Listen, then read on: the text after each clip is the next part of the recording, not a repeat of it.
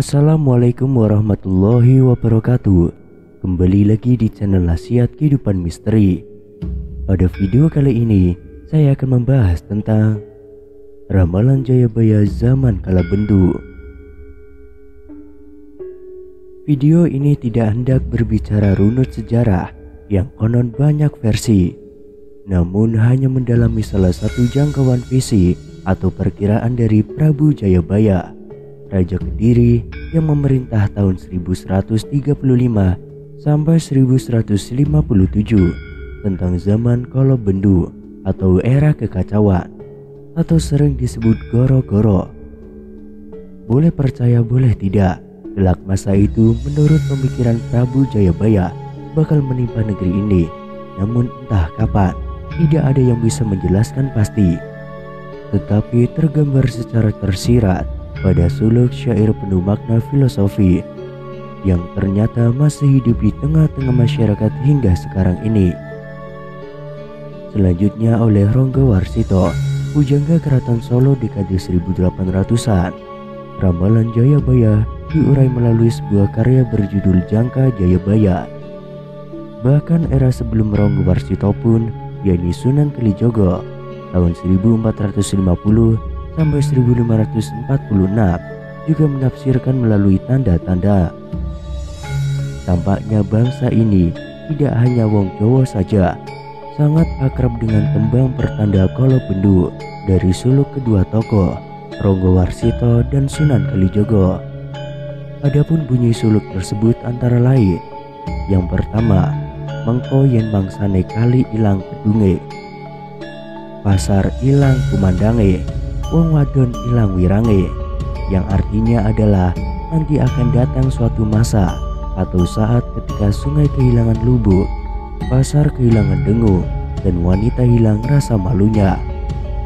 Melalui catatan sederhana ini bisa ditafsirkan dan mengulas tembang sakti para leluhur yang nyata, terbaca dan real terjadi di era ini. Dan mohon maaf bila terdapat kesalahan arti, maksud maupun interpretasi, terutama jika ditemui kedangkalan makna dalam menafsirkan lokal wisdom leluhur yang penuh filosofis. Hal itu semata-mata keterbatasan, bukan karena kedangkalan substansi suluk. Dan ini nah ulasan sederhananya. Kali ilang kedunge, yang artinya sungai hilang lubuknya. Kedung atau istilah bahasa Indonesia disebut lubuk adalah bagian dalam dari suatu aliran sungai. Tentu dalam satu aliran sungai yang panjang terdapat banyak lubuk. Pada satu kedung atau lubuk biasanya tergenang air dalam jumlah besar dan ada riak kehidupan. Entah ikan atau satwa-satwa lain niscaya berkumpul, termasuk tanaman, pepohonan, dan lain-lain. Kedung memang cenderung rindang, sejuk, nyaman, dan lain sebagainya. Bahkan para warga di sekitarnya mengambil banyak manfaat atas keberadaan kedung ini. Artinya selain air, ikan, dan lain-lain, suasananya nyaman. Juga kerap kali ada jalinan silaturahmi dengan sesama tetangga. Mungkin saat mereka mandi, mencuci pakaian, dan lain sebagainya. Terlihat guyup asri, rukun dan damai, dan orang-orang dahulu bahkan hingga kini seringkali memilih lokasi ritual atau tapa guna mendekatkan kepadanya di sekitar kedung. Tetapi itu dahulu, mungkin sekarang akan sedikit kesulitan mencari kedung yang asri dan rindang. Jangankan di kota, di wilayah pedesaan pun jarang ditemui. Kendati pada masyarakat tertentu masih dipertahankan, namun fungsinya telah bergeser menjadi taman rekreasi atau pariwisata komersil, tempat pacaran, dan lain-lain sebagainya. Tidak seperti dulu, peran dan fungsinya sebagai wadah silaturahmi hampir-hampir musnah di telan masa. Kedung atau lubuk-lubuk banyak hilang. Alasan pokok barangkali perkembangan kota jawabannya sederhana: hutan banyak ditebangi sehingga air tidak lagi bisa diserap dan tak tertampung di dalam tanah. Tidak ada mata air, tetapi air mata mengucur darah karena air yang terserap oleh akar-akar menggelontor, marah, lalu menjadi bencana banjir maupun tanah longsor. Apakah ini yang terjadi kini? Beberapa perubahan dramatis alam bukanlah terjadi dalam ribuan tahun atau abad, akan tetapi hanya hitungan dekade saja. Luar biasa.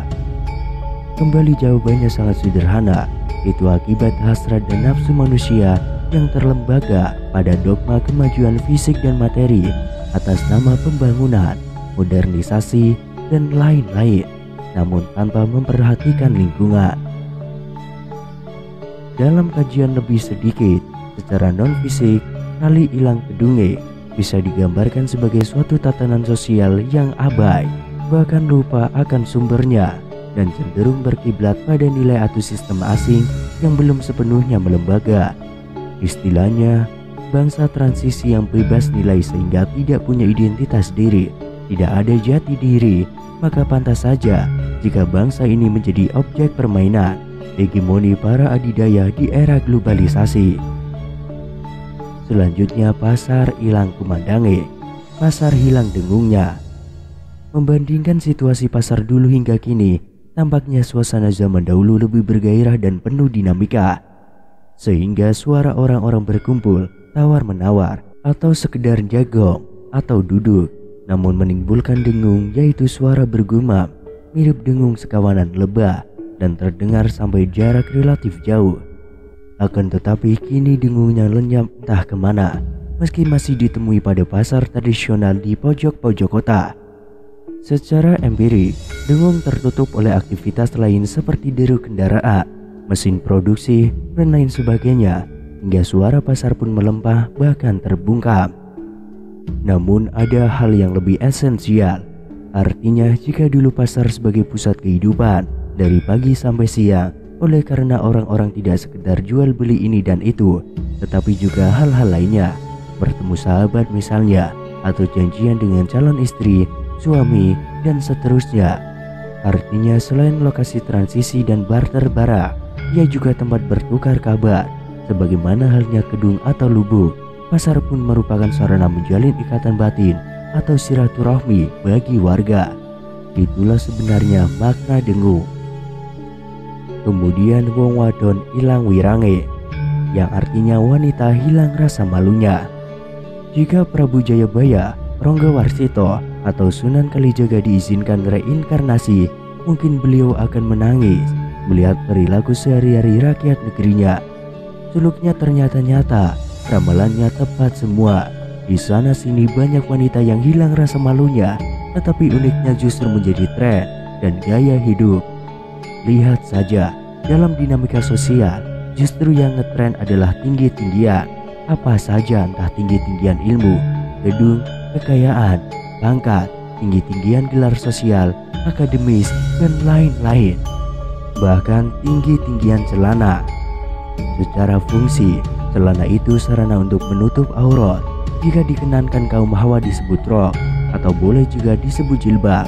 Apa yang akan terjadi jika aurat yang wajib ditutup rapat justru ditinggi-tinggikan, bahkan dijadikan tontonan layaknya obral barang dagangan? Karena aib rumah tangga yang seharusnya disembunyikan justru menjadi konsumsi publik, dijadikan program acara yang menarik di media elektronik. Pada gilirannya masalah kawin cerai, perselingkuhan, dan lain-lain di kalangan tertentu dianggap gaya hidup, lalu ditiru oleh banyak orang.